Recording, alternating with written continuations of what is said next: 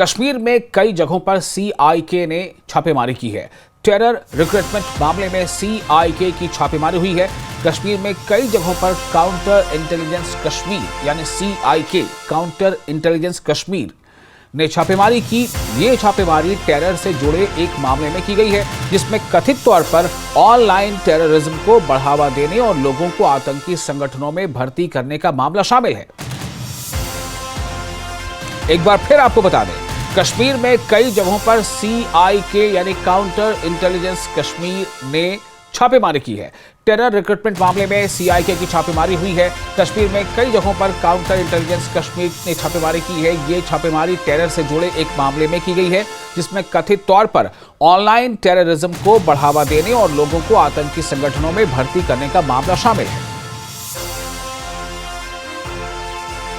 जहूर रिजवी से हमारे साथ जुड़ चुके हैं इस खबर पर ज्यादा जानकारी के साथ। जहूर, इस खबर की तफसीलात और क्या हैं?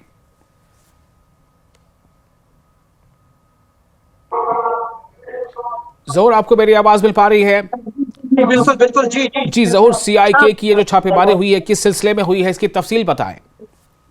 देखिए, मिसाल मैं आपको बताऊं कि अनंतनाग, शोपियान, बारामूला और इसके साथ साथ श्रीनगर के कई इलाकों में आज सीआईके यानी कि काउंटर इंटेलिजेंस कश्मीर की तरफ से टेरर फंडिंग या टेरर रिलेटेड मामला, टेरर रिक्रूटमेंट के हवाले से जो रेड्स जो हैं वो कंडक्ट की गई।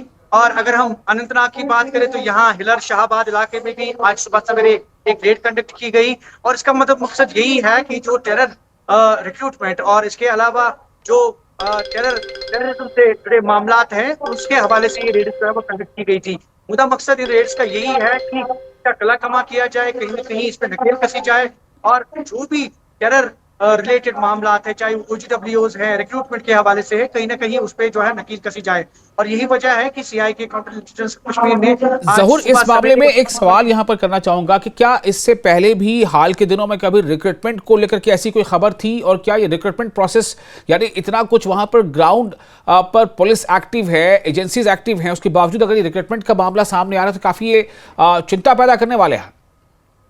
बिल्कुल बिल्कुल, एक बहुत बड़ा चैलेंज है सिक्योरिटी फोर्सेस के लिए यकीनी तौर पे, क्योंकि रिक्रूटमेंट का जहां तक ताल्लुक है कि टेरर अकाउंट्स में इस तरह की एक्टिविटीज और रिक्रूटमेंट का सिलसिला अगर शुरू होता है या फिर अगर उसको वक्त के चलते उसको उसके ऊपर नकेल ना कसी जाए तो एक बहुत बड़ा चैलेंज हो सकता है सिक्योरिटी फोर्सेस के लिए, सिक्योरिटी एजेंसीज के लिए। और यही वजह है कि इसका कला कमा इसके ऊपर नकेल कसने की कोशिश कर रही है सिक्योरिटी एजेंसीज। और यही वजह है कि आज सुबह सवेरे अक्रॉस वैली कई जिलों में जो है इस तरह की रेड्स जो है वो कंडक्ट की गई है। जी विशाल जी, मैं ये जानना चाहूंगा जहूर कि इस वक्त आप जो इस बारे में जानकारी दे रहे हैं, क्या इसमें जम्मू कश्मीर पुलिस के अलावा और भी अलग अलग एजेंसीज शामिल है? क्या इसमें सेंट्रल कोई एजेंसी भी वहां पर इसको लेकर के एक्शन में है? अगर हम ग्राउंड लेवल की बात करें तो ग्राउंड पे सभी एजेंसीज मुतहरिक हैं। हमने हाल ही में देखा कि एनआईए या सीआईके या दीगर जितनी भी एजेंसीज हैं वो पहले ही मुतहरिक हो चुकी है। और रिसेंटली आपने देखा होगा कि जो 2 अटैक्स यहाँ अनंतनाग में, उसके बाद केलम कुलगाम में, तो उसके ऊपर अगर हम बात करें तो कहीं ना कहीं एक बहुत बड़ा चैलेंज उभर कर आया है सिक्योरिटी फोर्सेस के लिए, सिक्योरिटी एजेंसीज के लिए ये दोनों अटैक्स। और यही वजह है कि कंडक्ट की जा रही है इस तरह की रेड्स। और न सिर्फ सीआईके बल्कि एसआईए या फिर एनआईए या दीगर जितनी भी एजेंसीज हैं, कौमी सतह की एजेंसीज या जम्मू कश्मीर के लेवल की एजेंसीज, तो कहीं ना कहीं ये सारी एजेंसी जो है मुंतरिक हो गई है और काम कर रही है इसके ऊपर टेररिज्म। चलिए, बहुत शुक्रिया आपका जहूर तमाम जानकारी के लिए। और एक बार फिर रोकी गई अमरनाथ यात्रा। खराब मौसम की वजह से यात्रा पर रोक, श्रद्धालुओं को सुरक्षित स्थान पर रोका गया। जो जानकारी आ रही है कि एक बार फिर यात्रा को रोका गया है, क्योंकि मौसम जो है वो सही नहीं है।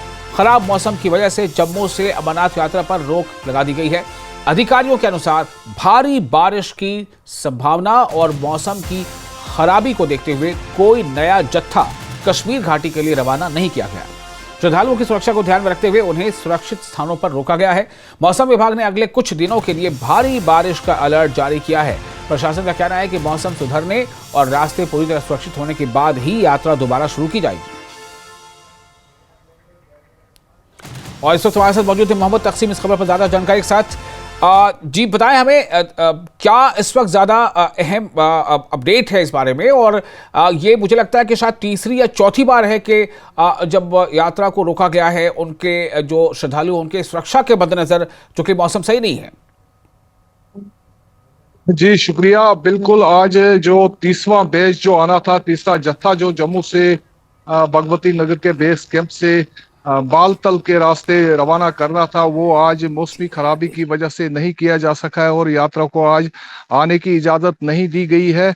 और इसमें जो मौसम आज रात से ही खराब था, आधी रात के बाद से हल्की हल्की बारिशें हो रही थी इस रामबन बानहाल उधमपुर क्षेत्र में, तो उस वजह से ये डिसीजन लिया गया और यात्रा को आज जम्मू से आज सुबह जो रोजाना की बुनियादों पर निकलती थी आज नहीं आई। अलबत्ता जो दर्शन के बाद जो अब तक 5 लाख से जायद जो या 5 लाख के करीब जो अब तक जो श्री अमरनाथ यात्री है जिन्होंने पवित्र गुफा के दर्शन किए, तो उनका जो मतलब 5 लाख तक तादाद पहुंच गए, तो उनमें ही जो आज वापस जो आज जो यात्रा के जो दर्शन के बाद पवित्र गुफा के दर्शन के बाद जो करीबन 1200 यात्रियों पर मुश्तमिल जो काफिला था उसे आने की इजाजत दी गई है कश्मीर से वापस जम्मू की तरफ, और वो अभी हाईवे से गुजर रहा है, उसे रवाना किया गया है मतलब कश्मीर से जम्मू की तरफ। लेकिन जम्मू से आज फिलहाल जो यात्रा है उसे रोक दिया गया है और किसी भी किस्म की यात्रा को आज जम्मू से चलने की इजाजत नहीं दी गई है। इस दौरान जो और भी रिपोर्ट्स जो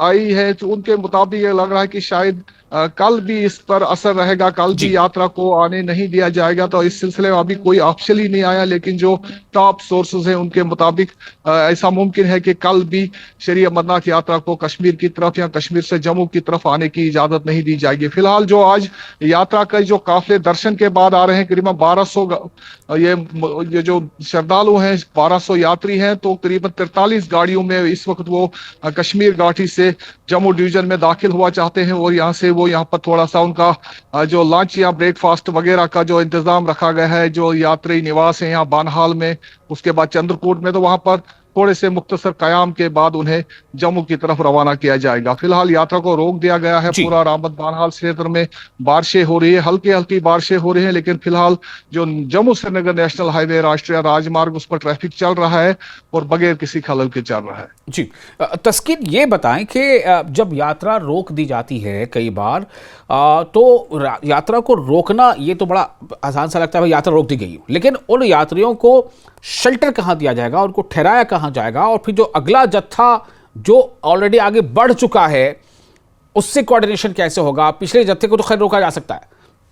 तस्कीन देखिए, ये जो जम्मू डिवीजन की अगर हम बात करेंगे तो 3 जो मेन स्टेशन है, जैसे भगवती नगर जम्मू हुआ, उसके बाद यात्रा निवास चंद्रकोट हुआ, उसके बाद लांबर ग्राउंड बानहाल हुआ। इन तीनों जगहों पर जो इंतजामात हैं, जैसे जम्मू में तो है ही मतलब शहर है, बड़ा इंतजामात है। उसके बाद जो चंद्रकूट में यात्रा निवास है, वहां पर जो श्री अमरनाथ श्राइन बोर्ड की तरफ से मतलब कसीर मंजिला इमारतें, वहां पर मल्टी स्टोरीज बिल्डिंग है, वहां पर करीबन 5000 यात्रियों को एट अ टाइम वहां पर रोका जा सकता है। उसके बाद जो बानहाल है, यहाँ पर भी करीबन 400-500 यात्रियों को लंगर साइट पर रोका जा सकता है। दोनों जगहों पर करीबन 3 दर्जन से जायद जो है लंगर कायम है, जो मुख्तलिफ समाजी और मजहबी तंजीमें हैं, धार्मिक ऑर्गेनाइजेशन है थ्रू इंडिया से जिन्होंने लंगर खोले, खाने पीने का इंतजाम है, इसलिए इसका कोई असर पड़ा ही नहीं। मतलब अगर यात्रा पीछे अगर देखेंगे आप तो करीबन 3 दिन हाईवे बंद रहा और 6 दिन यात्रा बंद रही, क्योंकि पहलगाम रूट अभी भी जो बहाल नहीं किया गया है। सिर्फ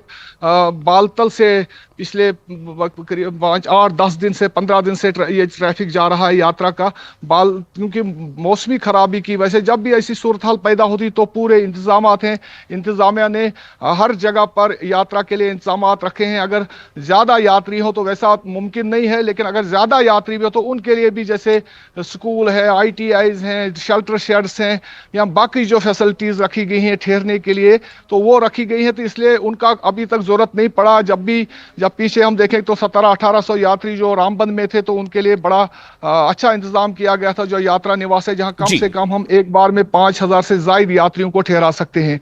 इसलिए ऐसा मतलब जरूरत पेश नहीं पड़ी। अगर ऐसी पड़ती भी है तो पूरे इंतजाम जो इंतजामिया की तरफ से किए गए, एडमिनिस्ट्रेशन की तरफ से गए, तो यात्रा की अगर कितनी भी तादाद हो उसको आराम से निपटा जा सकता है। यानी अगर हम 10,000 भी कहेंगे रामबन डिस्ट्रिक्ट में, आराम से हम उनको यहाँ पर अरेंज कर सकते हैं, अकोमोडेट कर सकते हैं। ऐसे इंतजाम पहले ही किए जा चुके हैं। बिल्कुल।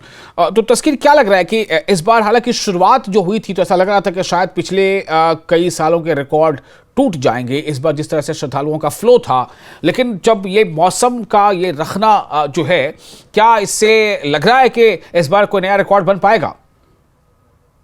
करीब 5 लाख लोग अब तक दर्शन कर चुके हैं, और अगर भगवती नगर से कहेंगे तो कल सुबह तक करीबन 1,45,000 यात्रियों को भगवती नगर के रास्ते से जो आए। उसके बाद अनरजिस्टर्ड यात्री जहाज में आते हैं, रेल में आते हैं, जो रजिस्टर्ड नहीं होते हैं अपनी गाड़ियों में आते हैं, कश्मीर जाकर रजिस्ट्रेशन करते हैं।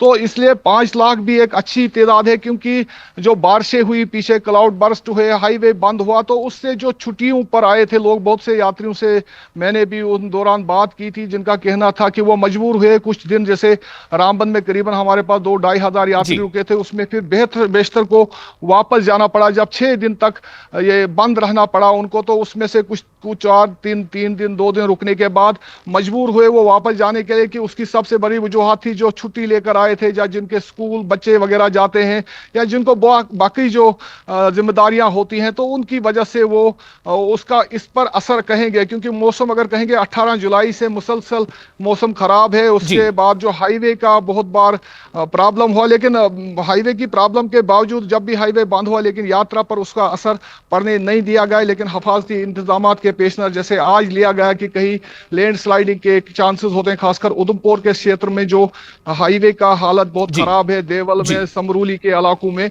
उसके बाद रामबन डिस्ट्रिक्ट में भी कुछ मुकामात पर बहुत प्रॉब्लम है हाईवे को, तो उस वजह से एक जो। बहुत शुक्रिया तस्कीन, तमाम जानकारी। डोडा जिले के भलीसा से निर्माण कार्य में लापरवाही का एक गंभीर मामला सामने आया। यहां गिलकुनन रोड पर बनाई जा रही करीब 6 मीटर लंबी पुलिया एक बार फिर भरभरा कर ढह गई। हैरानी की बात यह है कि कुछ महीने पहले भी इसी पुलिया का स्लैब बिछाते वक्त बड़ा हादसा पेश आया था, जिसमें 13 लोग घायल हुए थे, जबकि एक महिला की मौत हो गई थी। उस हादसे के बाद PMGSY विभाग के एक जूनियर इंजीनियर और एक एग्जीक्यूटिव इंजीनियर को सस्पेंड किया गया था। इसके बाद पुलिया को दोबारा बनाया गया और कुछ दिन पहले ही इसका स्लैब फिर से बिछाया गया था, लेकिन अब मिट्टी भरने का काम चल रहा था, तभी पूरा ढांचा दोबारा ढह गया। गनीमत रही कि इस दौरान कई लोग बाल बाल बच गए।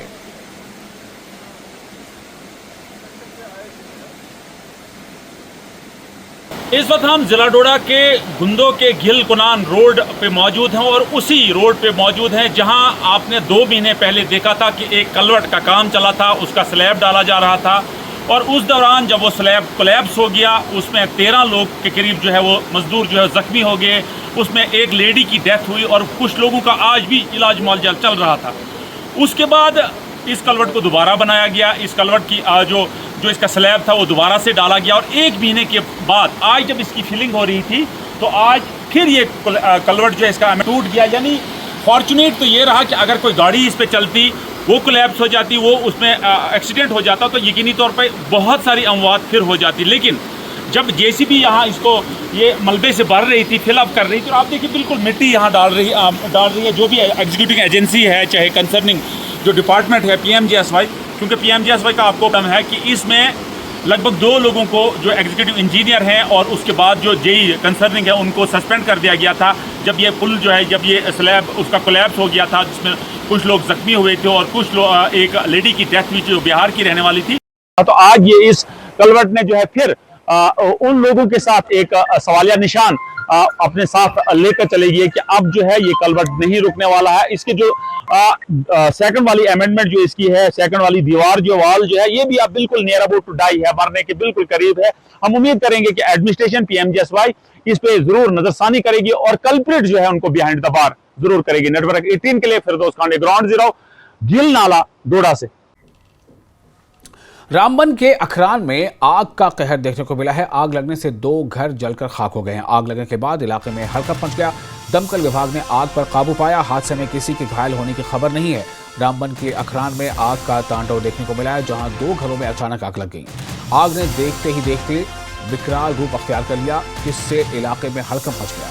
वहीं लोगों की सूचना के बाद दमकल विभाग की टीम पहुंची और काफी कोशिशों के बाद आग पर काबू पाया जा सका।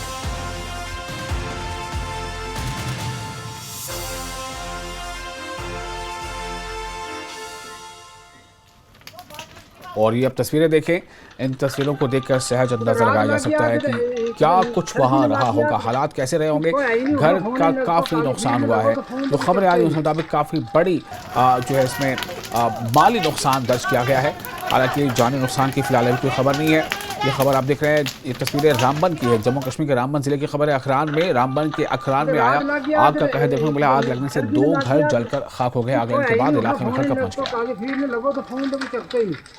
अहमदपुरा के क्लासिक पब्लिक स्कूल में काव्य गोष्ठी का आयोजन किया गया है, जिसे पयाम इंटरनेशनल ऑर्गेनाइजेशन के कविता और साहित्य विभाग की तरफ से आयोजित किया गया।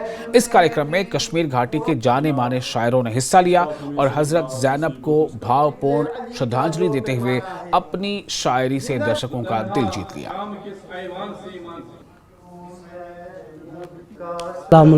ने जो पैगाम दिया है करबला में, वो आम करने की ज़रूरत है और उसको अंडरस्टैंड करने की ज़रूरत है, उस पर फिर अमल करने की ज़रूरत है।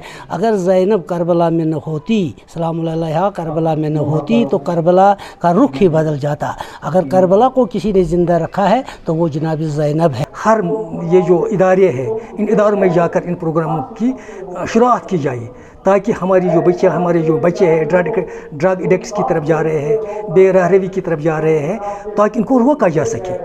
जिस तरह जनाब ज़ैनब ने यजीद को बर्बाद किया अपने खुतबों से और आश्कार किया दुनिया को कि किस तरह से वो जुल्म और बर्बरियत कर रहा था, दूसरी तरफ इंसानियत के अलमबरदार जनाब ज़ैनब सलामुल्लाह अलैहा। अगर आज भी हम दुनिया में अमन चाहते हैं, शांति चाहते हैं, तो हमारे कनीज़ान ज़हरा को जनाब ज़ैनब सलामुल्लाह अलैहा को अपने लिए मशअल राह बनाना है, ताकि दुनिया में इंसानियत का बोलबाला हो और जुल्म बर्बरियत का खात्मा हो। बारामूला जिले के उरी इलाके में बारामूला उरी नेशनल हाईवे के निर्माण से स्थानीय लोगों को बड़ी राहत मिली है। निवासियों ने सड़क परियोजना का स्वागत करते हुए इसे क्षेत्र की कनेक्टिविटी बेहतर करने की दिशा में अहम कदम बताया है। स्थानीय लोगों ने परियोजना शुरू करने के लिए भारत सरकार का आभार जताया। उनका कहना है कि पहले खराब सड़क के कारण खासकर सर्दियों में आवाजाही काफी मुश्किल हो जाती थी। अब बेहतर हाईवे बनने से यात्रा अधिक सुरक्षित, आसान और सुविधाजनक हुई है। लोगों के मुताबिक सड़क सुविधा में सुधार से रोजमर्रा की आवाजाही के साथ साथ क्षेत्र के विकास को भी बढ़ावा मिलेगा। स्थानीय निवासियों ने परियोजना को क्षेत्र के लिए महत्वपूर्ण बताया है। सबसे पहले मैं गवर्नमेंट ऑफ इंडिया का काफी शुक्रगुजार हूँ, इतना बड़ा प्रोजेक्ट उन्होंने यहाँ पे अप्रूव किया। हम चाहते हैं जल्द से जल्द यहाँ पे काम हो, क्योंकि आगे विंटर भी आने वाला है, लोग काफी सफर कर रहे हैं। इतना बड़ा प्रोजेक्ट है, हम चाहते हैं इस पे जल्द से जल्द काम हो। पिछली बार रिसेंटली एक इंसिडेंट यहाँ पे हुआ पालियारन में, तो रोड क्लोज था, तो हम चाहते हैं कि लोग सफर ना करें, इस पे जल्द से जल्द काम हो, क्योंकि ये इतना बड़ा प्रोजेक्ट है, ये लोगों के हक में हुई है। तो कितने मुश्किलात, बहुत सारे मुश्किलात था। उस वक्त गाड़ियां भी नहीं थी लोगों के पास। आज आप देखिए हर घर में गाड़ियां हैं, तो गाड़ी वाले ये कहते हैं कि हमें भी रोड अच्छा होना चाहिए। जब रोड अच्छा हो तो ट्रैफिक निजाम भी अच्छा हो, क्योंकि लोग सफर कर रहे हैं। क्योंकि ये जो बारामूला है, ये डिस्ट्रिक्ट हेडक्वार्टर है, पहाड़ एरिया से, चाहे उरी से, चाहे बहुत सारे इलाके हैं, इनका जो आमद रफ्त वो होता है बारामूला की तरफ। क्योंकि यहाँ पे हम चाहते हैं जल्द से जल्द काम हो कि लोग सफर न करें। पुंछ में एक वकील ने केंद्रीय गृह सचिव को पत्र लिखकर तिरंगे से जुड़े विवाद पर महबूबा मुफ्ती के खिलाफ कार्रवाई की मांग की है।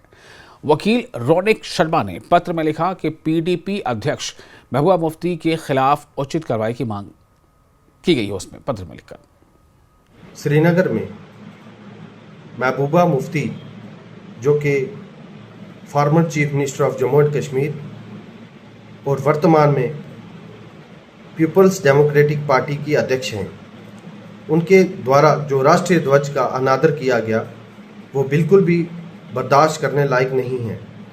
और इसी चीज़ को मद्देनज़र रखते हुए मैंने केंद्रीय गृह सचिव के सामने अपनी शिकायत दर्ज कराई है और उनसे ये मांग की है कि इस मामले को गंभीरता से लिया जाए और ये सुनिश्चित किया जाए कि महबूबा मुफ्ती पूरे देश से इस अनादर के लिए माफ़ी मांगे, ताकि कोई भी राष्ट्रीय ध्वज का अनादर ना करे और इन फ्यूचर ऐसा अगर कोई करता है उसके लिए सख्ती से और कड़े कदम उठाए जाएं।